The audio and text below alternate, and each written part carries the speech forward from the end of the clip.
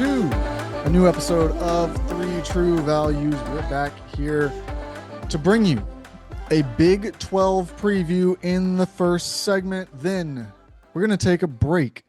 And when we come back, we're going to talk to Keenan Cummings of WVSports.com. He covers all things West Virginia. We're going to talk to him about a program that is looking to flip things over for a second year in a row. They bring in Coach Ross Hodge to lead this program forward. I'm excited about the future. We'll check in with him, see where his excitement level is for this season and beyond in that program. And then in the third segment, we're going to get you out of here with a Mountain West and West Coast Conference preview. We're going to take you through all the teams you need to know from those two conferences out there on the West Coast, so that throughout the season, you're going to be staying up late. You're going to want something to flip on. You're going to want to know which teams, which players to watch out for.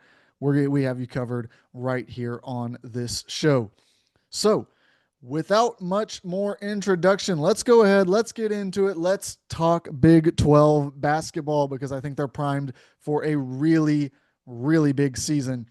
Houston is, of course, at the top of things. Number one or number two, depending on who you ask, in the country this season, and it's not hard to see why. Milos Uzan returns after testing the NBA draft waters at the point guard spot. He showed huge growth, I thought, over the course of last season, got himself really in the mix to where he was running the show, and it feels like if he can build on that, continue to grow, this next season could be a huge one for him, even more of a breakout as the season goes on. JoJo Tugler returns again, one of the best, probably the single best defensive player in college basketball. He is so good down low. He's got the athleticism to move around on the perimeter a little bit. I just think that his value is through the roof on that end of the floor. Now, can he develop that offensive game? Can he find something on that end to become more versatile in the season? Of course, we know that they bring back quite a bit of their roster around that, and no one more key than Emmanuel Sharp, one of the best sharpshooters from beyond the three-point line. He will fill it up. He's going to come back and just fill in perfectly. He is the ideal role player for a team like this. I think that he is set up in perfect position alongside Uzan, alongside some freshmen that we'll talk about here in a moment, to have another season where he shoots 40% from the three-point line, provides solid defense on the other end, and really serves as just a key, consistent piece for this Cougars roster under Kelvin Sampson, who, of course, one of the best coaches we have in the game today. Chris Senack headlines their group of incoming freshmen, and I think that he's a real swing player on what their potential is throughout the season, because you talk to some people about his game and they'll tell you potential top 5 NBA draft pick, one and done guy, really going to have a big impact on both ends of the floor, is going to be one of these unicorn types that is big and long and has the foot movement to get around the court on both ends, that he's going to show a lot. Then you've got others who have questions that say he's going to have to grow in certain areas. He's going to have to prove himself on the board. He's going to have to prove himself as a guy who can stretch out the floor a little bit on offense and then create the space in other ways. Really interesting to see how he develops, what path he takes as a center, power forward, depending on how you want to list him. He will be in the front court for this Houston team, and I think will have a big impact on not what direction, because they're one of the best teams in college basketball, but where the ceiling versus floor lands for this group.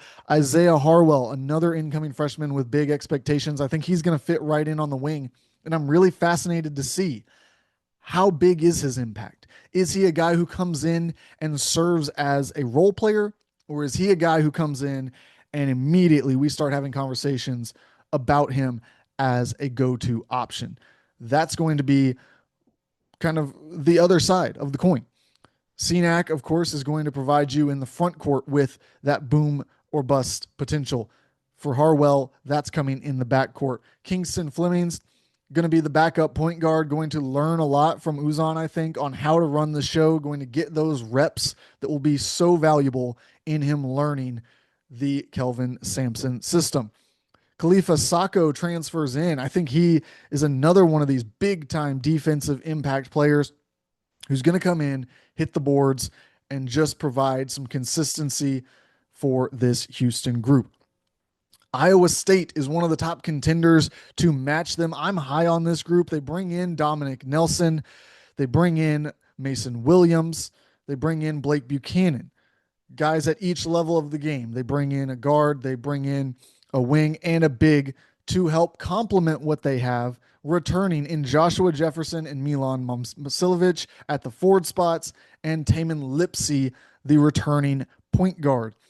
I think that their returning production is going to be as good as any in the country. These are three guys who are as consistent as they come. You know what you're going to get on a night in, night out basis from all three of them in those starting roles. And you have over multiple seasons now. There is just a track record there that I think is going to carry them as they figure out the rest of this roster, which guys are going to come in and play a big role off the bat, who's going to develop throughout the course of the season. Jamarian Bateman, of course, the most coveted of their recruits who comes in and could be a big name off the bench for them. Kansas, the other team that I think is an immediate contender to get in the mix and make a run at Houston at the top of this conference. Look no further than Darren Peterson. He is the five-star phenom. He is a guy who we talked about earlier this week with Jamie Shaw, just the raw potential that is there. He is going to be a playmaker. The ball will be in his hands. The sky is the limit for this guy who is considered in the mix for the number one overall selection in next year's NBA draft. He's joined by Cole Rosario in this recruiting class, Paul Mbaya, who is an international prospect who I think is going to come in and give them something at that center position. Bryson Tiller, what can he do? Sat out after enrolling early midway through last season.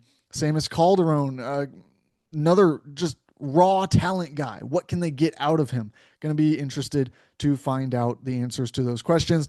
They bring in transfers, Melvin Council, just a solid rotation player. Jaden Dawson, some scoring punch, some upside there to provide next to Darren Peterson. Hopefully get two guys who can get those numbers racked up. That goes a long way towards creating a consistent offense that doesn't hit these stagnant points that a lot of teams and Kansas at times last year went through. Trey White, another addition to the wing, another guy with some potential to be a scorer, but he can also fill a role for you on those other nights. Elmarco Jackson, returning from injury, will be one of their key guys in the backcourt. Interested to see, does he start next to Peterson? Does he come off the bench as he returns to form? What does he look like coming off of some of those issues? Flory Badunga is, if you're looking at returning guys who are going to make an impact, he's the one to keep an eye on. At that center position, he developed a lot last year, but was behind Hunter Dickinson and KJ Adams. So it was hard for him to get a lot of minutes strung together. This year, I think there's breakout potential for him in a new role. BYU kind of leads off this next tier of teams, I think, with AJ Debinsa, who's going to be the number one contender next to Darren Peterson to be the number one overall pick in the NBA draft when we reach that point next off season. They bring in Rob Wright to run the show next to him. Really interested to see what that looks like. Kennard Davis, I thought, was an underrated pickup in the transfer portal as well. Next to some interesting freshmen around Debinsa, Xavier Staten is the number one among them, a really good shot blocker, somebody who's going to play at that center position behind Kiba Kita, who returns. Interested to see what he looks like with another year in the BYU system under Kevin Young. Richie Saunders, Richie Saunders, I'm going to say this right now, might be the most underrated and overlooked player in all of college basketball.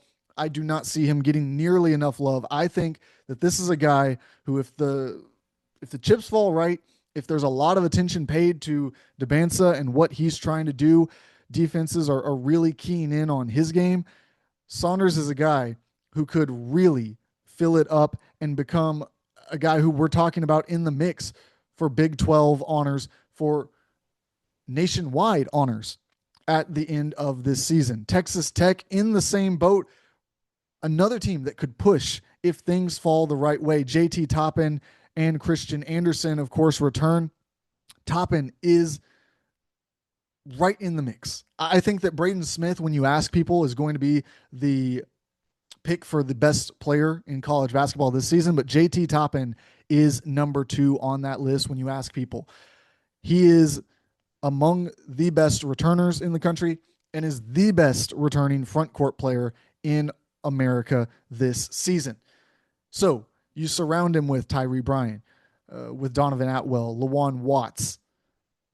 You bring back, Christian Anderson, who showed a lot of growth, is a guy that people are really excited about at that guard position, even though he's a little bit undersized for the next level. For the college game, he has limitless potential. Arizona in this mix as well. Really interested to see what Koa Pete looks like in the college game, because he's won at every level that he's played at. He's a guy who has just been a consistent force, unprecedented success, really, over the course of his high school career. And he comes in next to Braden Burry. He's a guy that I'm high on. I think is a really good scoring combo guard, has some breakout potential in his first season. I thought that Evan Nelson was an excellent transfer addition, just gives you an instant role player who can come in and fill multiple different gaps as the season goes along.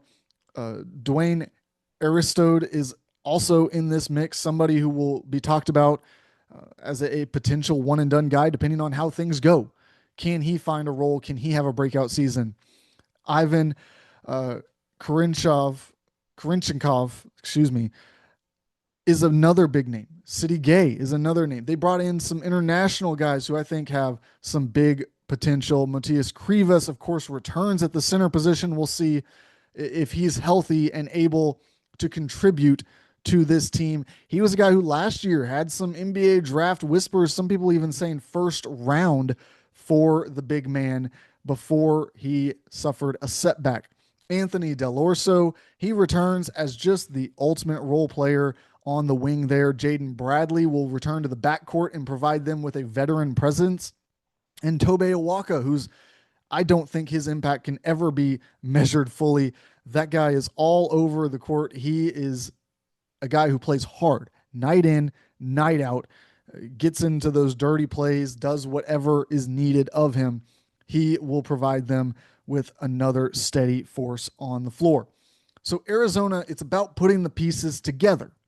Now, Baylor, I really like what they were able to put together, but there's a lot of pieces to put together. No returning players from last year's roster. You look at the freshman Tunde Yasufu, all-time leading scorer in California's high school history. That is a huge accomplishment. You look at the list of names who have come out of that state in the past. So there is some big-time scoring potential from him. I think that he's got potential to round out his game and become a more complete player as well over the course of this year. You bring in a long list of transfers. Cameron Carr, a guy who, look, there are people who buy a lot of stock in Cameron Carr. We haven't really seen it play out, though. But he transfers to Baylor.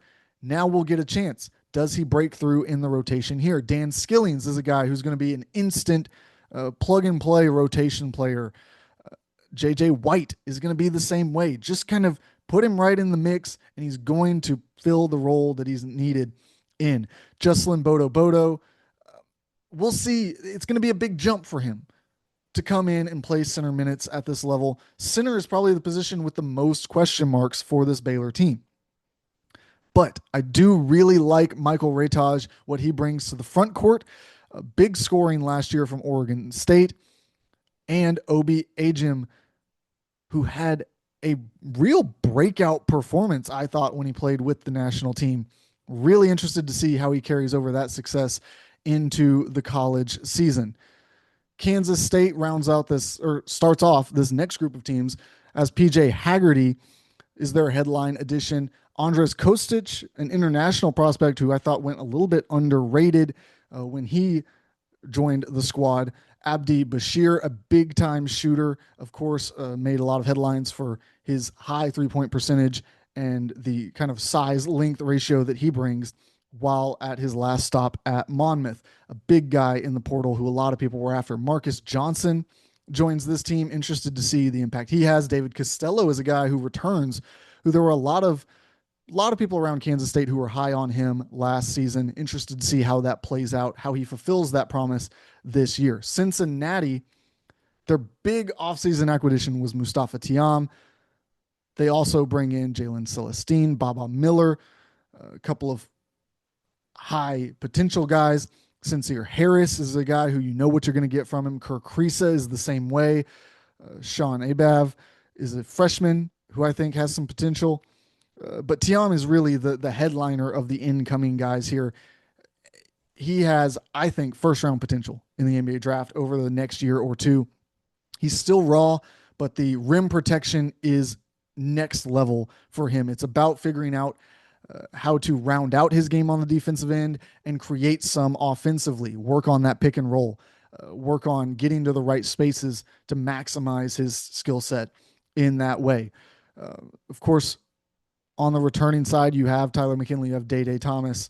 Interested to see what they can get out of those returning guys. We'll talk about West Virginia. I have them in this tier as well, but we'll talk about them in the next segment, so not going to get into them here. TCU starts this next group. I like some of their additions. I really do. Tanner Toolson, I think, is underrated. Jaden Pierre could give them something. But this is just such a loaded conference. The amount of teams that we've talked about, even as we get lower into the rankings, we're still talking about players who I'm saying first round potential. I'm talking top tier transfers who committed. TCU just doesn't have, in my eyes, anyone who fills that go-to guy role at this point entering the season. UCF, a team that has a lot of turnover, a lot of incoming guys that didn't necessarily fulfill their potential at their last stop. And if they can hit, I think could be a breakout team that we look at and say, okay, what did we miss here? Because Themis Folks, Jordan Burks, John Bowl, Chris Parker, Riley Kugel, Devin Cambridge, Chris Johnson. I mean, these are all guys, BJ Freeman even. All of them had a level of expectation entering last year. All of them were heralded in some way as either prospects or transfers in recent years and just didn't really put it all together. Now, can they come together? Can they get enough of these pieces to fit that they can create something at UCF and get things rolling? Arizona State, another team that has a lot of new faces, like Alan Makuba. Interested to see what we get from Marcus Adams.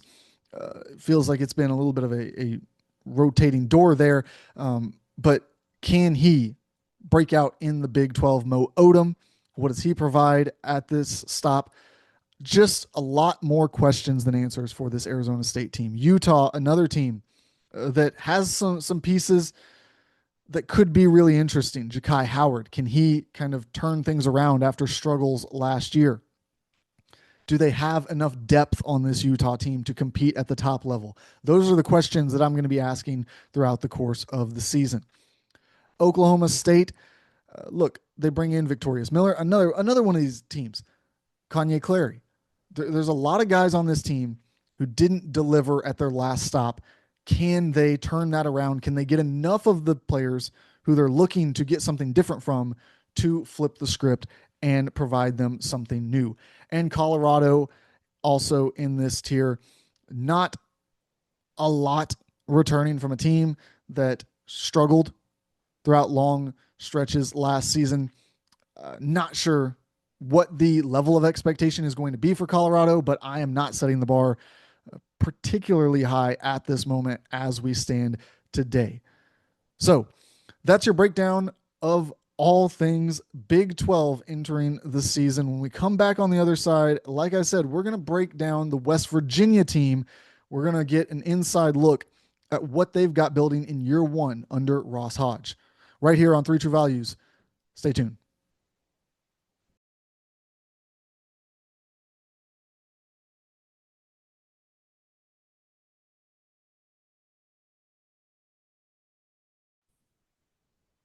Welcome back in here on Three True Values. We have Keenan Cummings of WVSports.com to break down all things Mountaineers for the next season. Keenan, first of all, thanks for coming on. Thanks for talking basketball. I know it's a busy time of year there, trying to cover everything that's going on in the world of sports. Yeah, it's every sports writer's favorite time of the year if you cover a college team. You got football, you got basketball, recruiting's nonstop. So, it's starting to ramp up. We'll have games here soon, and West Virginia will play their scrimmage this coming weekend, secret scrimmage. Well, I guess not so secret anymore against Maryland. So interested to see what comes out of that. Yeah, there's so much coming out this time of year. And I want to just go ahead and get into it, talk about what they have going on in the program this year because a new coaching staff for the second year in a row. Don't want to open too many scars there. I know there's a lot of opinions out there on it, but I think that this is gonna work. It just feels like a really good fit to me. This new coaching staff that dating back not just to their message once they get the job, but from past stops. You look at the importance of loyalty, the importance of the brand of basketball to building a program. And that feels so West Virginia to me. It feels like something that the fan base is going to just buy into really quick. Is that what you guys have seen so far? Yeah, I think you'd be hard pressed to find anybody that hasn't been impressed with the way that Ross Hodge and his staff handled things so far. Even from his departure, there was a little bit of concern from fans that, we're going to get behind in the transfer portal and all this stuff. And really, like Hodge said at the time, what he was doing is what he would have been doing even if he was at North Texas. Yeah. You're going to be reaching out the transfers and then kind of hit the ground running. And that's exactly what happened. I do agree with you. I think it's a good fit. He's really embraced the culture here, really is kind of in tune with the tradition and has really tried to make a connection with the fans. And I think that matters after what unfolded last year. I have nothing negative to say about Darren DeVries, the basketball coach. I think that he did a fabulous job last year with what he was dealt. 19 and 13, got snubbed. Probably should have been in the tournament, but that's done and over with. West Virginia's doing this thing again, rebuilding from scratch. You mentioned it earlier. Yeah, new staff, entirely new staff, and almost an entirely new roster. They returned one player, and that player didn't play a minute last year. So it's going to be interesting. I think that fans are excited. Expectations right now, I'm sure we'll get into that. They're all over the place. Yeah. People don't really know what to expect. But in today's college basketball, today's college sports, you can rebuild things faster than you ever could in the past. Yeah, you definitely can. I think that one of the things that gives me a lot of hope long term, but also short term for Hodge in this marriage with West Virginia is that he has an identity. Like it's a tough kind of grinded out play style. They're not looking to fly up and down the floor and get to 100 points in a game. Like that's never been the brand of basketball that he's coached, whether it was as an assistant or as a head coach. And that feels like something that the West Virginia fan base, at least from my eyes and as an outsider, I think that that's something that they can really appreciate given the Press Virginia years, the hard-nosed mentality, the blue collar mindset that has been in that program for so long. But then you look at the short term, and I think that you go find guys who play your style, guys that he knows, of course, coming from North Texas, but then also guys who are going to give it 110% every time that they're out on the floor and play to a specific style. I think that it's a lot easier to get quick success when everybody knows exactly what they're coming in to do rather than, some of these teams that want to get up and push and you've got to find the right collection of players might take you more time, more tries. Yeah, John Rothstein always tweeted when Huggins was here, West Virginia basketball tougher than a long weekend with your in-laws. And that's something the fan base really prides themselves on, defense, playing tough, gritty mentality. You hear it all the time, like a workman attitude, that's what West Virginia fans identify with. And Ross Hodges said it himself. What travels in basketball? It's defense. And they went and learned, under Adams over there at Texas Tech, how their scheme worked, and have really kind of changed, the way they do things defensively. And I agree with you. When it comes to finding fits, I think when you look at this roster build for West Virginia, it was more about putting together a team than it was a collection of players. It seems like guys are going to have pretty defined roles, and there's a lot of versatility, up and down the board. There's a lot of different lineups that Ross Hodge can throw at people, and I'm kind of intrigued to see how it works. How he's going to use some of these guys. You could move a guy like, Chance Moore could play three or four different Yeah, positions. Brendan Lorient can play three or four different positions.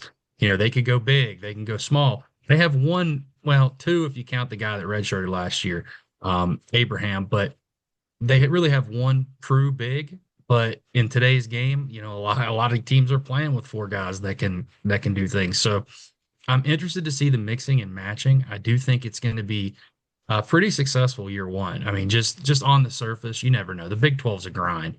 We'll see how it all looks, but based off what I'm hearing, I think that they're developing a pretty solid rotation right now. They need to get Jackson Fields back. He hurt his wrist in the summer. He's going to play a key role in that rotation too. He's one of those four men that can move around and do some different things, but the versatility and the length is a lot better than what West Virginia had last year. I'm not sure they have a player like Javon Small, but not very many people do. But collectively as a team, I'm excited to see what they can do. yeah. You touched on the center position. That was kind of the biggest concern, I think. If I'm looking down this roster and I said, where could there be an issue? Might be the depth at that center position. But I want to talk about Trayson Eaglestaff because I feel like he's going to be at least what I would expect to be the offensive hub for this team. A guy who put up massive numbers last year at North Dakota, and of course had his pick in the transfer portal. Big time programs coming after him. He ends up at West Virginia and looks like he's going to have a big time role on the wing there with a chance to raise his stock and help lead West Virginia to some good results. Yeah, I really like what he brings to the table. I think that him and Honor Huff, another transfer, he made the most threes in college basketball last year. That's going to be kind of your gravitational players on the floor. They're going to space people and be able to draw some attention, which is going to open it up for some other guys. Once Chance Moore is eligible, a guy that can put the ball on the floor and get to the hole. So I really like what Eagle staff brings to the table. I think he can shoot the ball at times. Even Ross Hodges talked about this in the preseason. He wants them to shoot it a little bit more. Him and Huff are both willing passers. So at times he needs them to be a little bit more selfish, but that's going to be your offensive engine. I agree with you. You're going to need those guys to play well. You've seen it before. You never know what you're getting. I know he's obviously played well at times against power four, high major, whatever you want to call it now, teams, but you never know what you're going to get making that jump consistently, especially in a league as challenging as the Big 12. But if you're starting a roster, I think Ross Hodge feels pretty confident having those two guys being able to shoot the ball and really kind of take some attention away. For sure. And I think maybe the biggest swing talent on this roster is Brennan Lorient. You look at a guy who shot incredibly high percentages from three last year and gives you that versatility at the forward spot, somebody who could be a real impact player on both ends, but he's going to have to make a jump in competition. He's going from North Texas to doing it at West Virginia, where, not only are you a guy who's going to now be on the scouting report because you've put it on tape, but you're going to be on the scouting report of guys who might be playing in the NBA a year or 2 years down the line. And so you've got to really step up your game. And I'm interested to see how he does that and in what role he does that for this team. Yeah, the good news is at least he, as you mentioned, he has played under Hodge before, so he doesn't have that leap defensively. He's kind of a leader on that end, and offensively, he kind of talked about he wants to be more of a 3-and-D type guy, as he develops in his career. And I think it makes sense. He shot the ball really effectively when he did shoot the ball, but he could score it next to the basket. He's the kind of athletic forward that teams want. And it was Yeah. kind of nice for Ross Hodge to be able to just pluck him and bring him with him. His story's pretty interesting. He didn't play much. He was on that Final Four team at FAU, and then he went to North Texas, got an opportunity, and when he entered the transfer portal, he said he didn't think twice about it. He wanted to follow Ross Hodge because that's who gave him an opportunity, and he wants to kind of do everything he can to pay him back. Having a guy like him, and then also Jasper Floyd, the point Yeah. guard for North Texas last year, that's ran the system. that's so big when it comes to just implementing what you want to do, especially on the defensive end, where a lot of these guys, we mentioned Honor Huff, Trace and Eagles, that they're not used to playing defense like Right. that. That's going to be the adjustment. But yeah, I think that he might be as important. Those two guys, really, I'd group them together. Might be as important as anybody that West Virginia added, just from a continuity standpoint, with so many new faces. Yeah. One more guy that I do want to touch on before we get you out of here is Morris Ubasek. And he's a guy who, under the radar, I don't think he's going to bring in a lot of headlines. But every time he was on the floor last year for South Carolina, I really liked the impact that he seemed to have. And now he brings that to this team. And it really gives them a chance, I think, to build some depth here early on. I know that that's usually something that we talk more and more about as a coach is able to build out a roster over multiple years. But if you can get a guy like him to come in, play some meaningful minutes, I think that he's a really good defender. So maybe a guy who can earn his way on the floor that way, that could add some real value to a team that's going to be pushing to get on the right side of the bubble this year. Yeah, and he can shoot the ball and help space the floor too. So I think Yeah. that's going to help. And then West Virginia also, two guys that aren't necessarily getting a lot of talk about nationally, but have impressed in terms of practice has been Amir Jenkins, the reclassification from Mhm. 2026. I wouldn't be surprised if he's your second point guard to start the year. I'd actually kind of expect that. And then DJ Thomas, a freshman that followed Hodge over, was committed to North Texas. So I think they've got some pretty good depth. Yeah. Well, they're building it. I think right now probably 8, 9 is what you're probably thinking, maybe more if some guys emerge. But a guy like Morris you need players like that. You need players that have played at a high level, that have won at a high level, and are able to effectively do some things that maybe some other guys don't bring to the table. And that's Mhm. kind of what I was kicking back to the start. The more pieces you have that can do different things and have versatility, the better you have a chance to be successful. And I think you can see that's what Ross Hodge was going for. And with what he was able to do in really kind of a short period of time, it's hard to complain. You mentioned the center spot earlier. A guy like Obi Oha, yeah, he's lost almost 30 pounds. Right. He only played around 20 minutes a game last year at UNC Wilmington, and has changed his body and trying to put himself in position to play more minutes. And if they can get what they want out of him on top of Morris and some of these other guys, they could surprise some people in the Big 12. Because I think when the preseason polls come out, they're not going to be picked high. I would be shocked if they're picked high. I mean, it's a loaded league, but kind of like last year, I felt optimistic going into last year, and I have kind of that same feeling about this team, and really, especially with the future, with the way that Hodge has already hit the ground recruiting and what he's been able to do on that front. For sure. I think that there is a bright, bright future ahead for West Virginia basketball. Thanks, Keenan, for coming on. I really appreciate the insight on the program and just breaking things down. I love talking college hoops, whether it's preseason or finally. We're getting close now to talking about actual game action. So thanks for coming on and talking to us. No problem. Appreciate it. All right.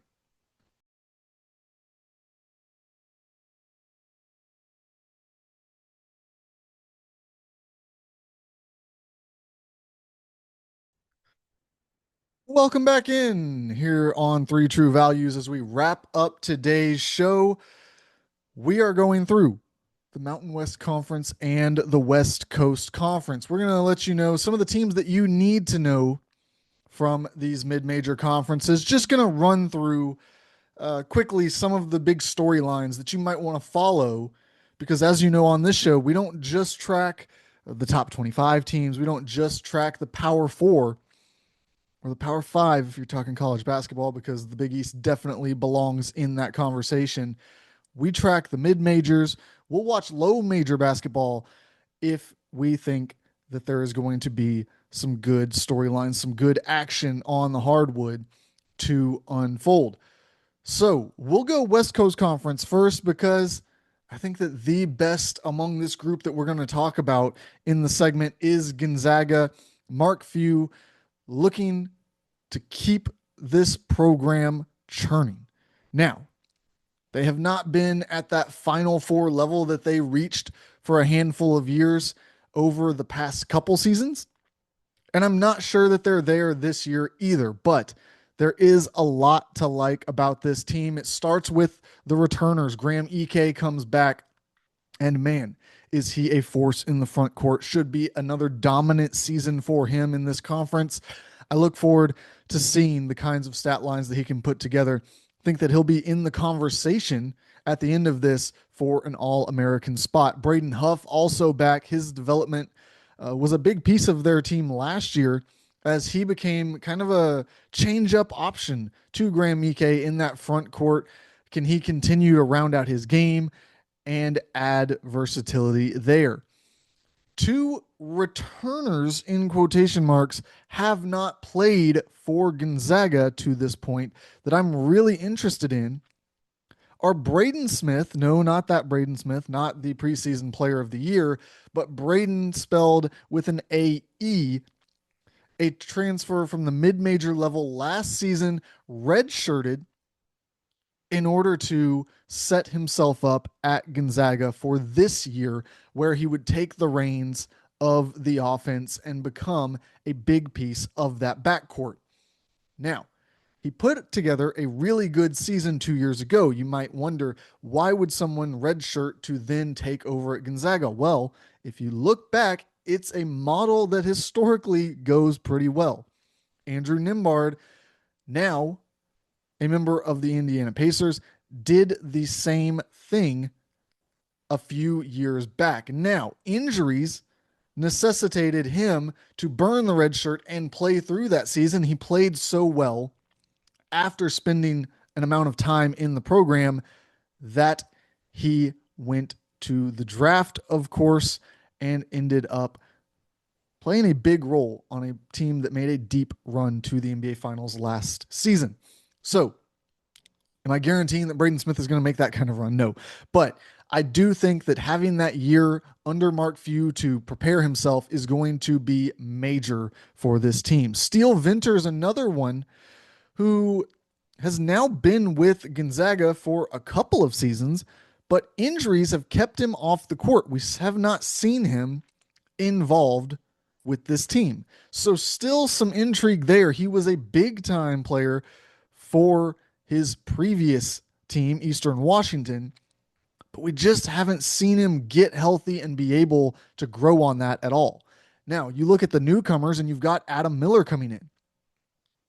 A really high upside scorer, I think has some potential to make a big impact. Jalen Warley, one of these guys who had a lot of expectations early in his career, didn't quite reach the heights that some thought that he would, but had created success for himself in a high major conference, now comes to Gonzaga with a chance to really fill out his game and reach that potential that he has.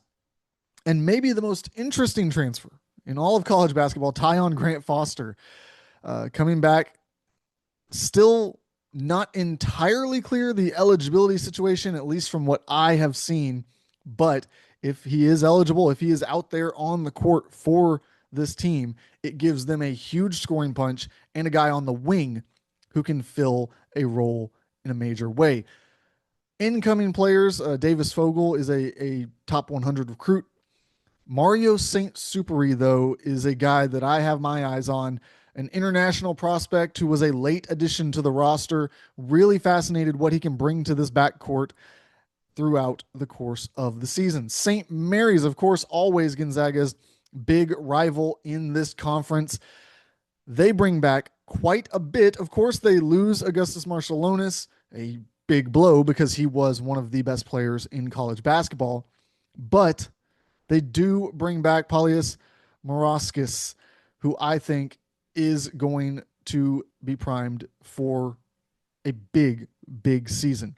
They also bring back a large portion of last year's roster. They don't lose a lot of guys to the portal, but they do add a couple of pieces that I think will give them the opportunity to rise up in this conversation.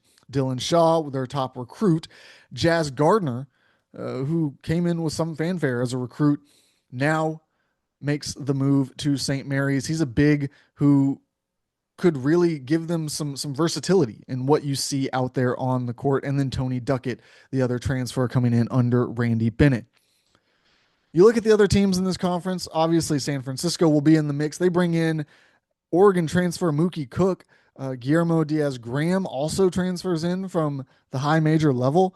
Interested to see what those guys, as well as some others, Tyrone Riley is back for a second year, or excuse me, not a second year, but another season with San Francisco. I think that is huge. He was a guy who, look, anyone would have loved to get their hands on in the transfer portal if he had left the program. He ends up back with San Francisco, and I think could have a big breakout season. A lot of people high on his ability to rise up NBA draft boards along the way. Santa Clara always going to be in the mix.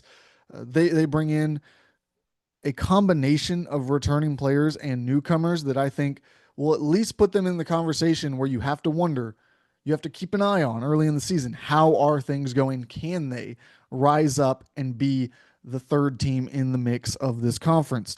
Washington State and Oregon State both playing in the West Coast Conference again this year. Of course, next year is when the new look Pac 12 will debut with a combination of West Coast Conference teams, of course, the Pac 2 here that we're talking about, and Mountain West teams, and then a handful of others around the country that they're still looking at that could potentially join at least at some point in that conference.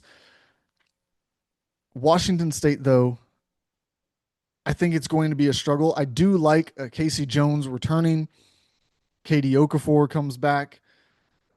But it's just going to be a difficult process for these two programs as they continue to go through the uncertainty. Oregon State loses a lot off of last year's roster, and they bring back some interesting pieces, some guys that could have a good impact, but it's just going to be hard to overcome how much went out the door. That wraps up our West Coast Conference teams to know. And now we move to the Mountain West Conference, where I think you have to start every year with Brian Dutcher's San Diego State team. Interested to see how they respond. Magoon Gwath in the middle is going to be their anchor. They get Miles Bird back, and I think that is kind of the core of this team. That's what's going to get these guys going. That duo, you've got the wing scoring of Miles Bird, the wing defense of Miles Bird, most importantly, and Magoon Gwath, who is an eraser on the back end. So the defense is going to be there for this team. The Aztecs are going to have to figure things out on offense to reach a top level, to become a team that is in the mix, regardless of winning the conference title, to be in the NCAA tournament as an at-large team. Boise State can never be ruled out. They bring in Drew Fielder. They bring in Dylan Andrews to a team that brings back Andrew Meadow, along with a couple of others who made an impact last year. Under Leon Rice, they're always going to be very competitive. Utah State has just continued to put out competitive rosters. Can't rule them out, especially with Mason Falslev coming back for another season. Huge, huge. Cannot overstate it, how important that was to keep him out of the transfer portal. I think that he, not alone, because nobody in the game of basketball can do things alone, but I think that his presence is a big piece of what they're going to do to stay in the mix of this conference. New Mexico, under new leadership of Eric Olin, liked the roster that they put together, but it is an entirely new team. Kevin Patton is an interesting piece. They bring in a handful of others. JT Rock is one to keep an eye on, but it's a new look roster. We're going to see how it all molds together over time. UNLV, how about another new coach, Josh Pastner there? He brings in Dre Gibbs-Lawhorn, Kamani Hamilton, Nos Cunningham, some really big names in the mix early for this UNLV team. Going to be really fascinated to see how it all fits together, what he's able to do with a team that has a lot of talent that transferred down one level. So are those guys going to come in and just be better than the competition? Or have they maybe found the level that they're supposed to be at? That's what we're going to find out from this UNLV team under Josh Pastner, who is back in the coaching game once again. Colorado State, again, new coach hitting the scene, Ali Farouk-Manish, a former NCAA tournament star on the court. Now he's on the sideline. He was an assistant coach at Colorado State under Nico Medved now takes over the reins as the head man and puts together his first roster. Nevada can never be fully counted out, of course, of this conversation. I think that they've got an interesting roster with Jariah Coleman coming back. You bring in Blake Davidson, who I think could be an underrated guy as a freshman who could come in and have an impact in the front court. But really interested in what Grand Canyon can do as they make their debut in the Mountain West Conference. Yes, they are making the move under Bryce Drew from the WAC to the Mountain West. I'm really interested in this move because I think that it limits their likelihood to make an NCAA tournament run. Of course, they kind of ran that WAC conference for a number of years and felt like a real lively underdog at the start of the NCAA tournament. Well, they bring back a team that is just as talented. They bring in transfers, Breeden Hubbach, Owusu Anane, Dusty Stromer, Caleb Smith, Jalen Henley, a lot to like there. Brian Moore as well. But facing a higher level of competition on a nightly basis, not just guaranteed wins through the conference schedule anymore. Going to be interested to see, can they get into the at-large mix? Is that what the goal is in year one of this conference? We'll be really, really fascinated to see how all of that plays out. Thank you once again for tuning in to our preseason preview series here. We will be back next week. We will have more for you. We're going to talk Big Ten and Big East basketball. We'll have a guest lined up, and you're not going to want to miss it. So this time next week, and of course, on Tuesday, we will have our first episode of Three True Values Big Board. We're going to be talking NBA draft with Jamie Shaw. So don't miss any of that. Be sure, like, subscribe, whatever platform you are on, please continue following the podcast, share it with your friends. We are trying to grow the brand here as much as we can this season because we've got more content, more excitement around the game of college basketball. So once again, thank you for tuning in. I'm your host, James Fletcher.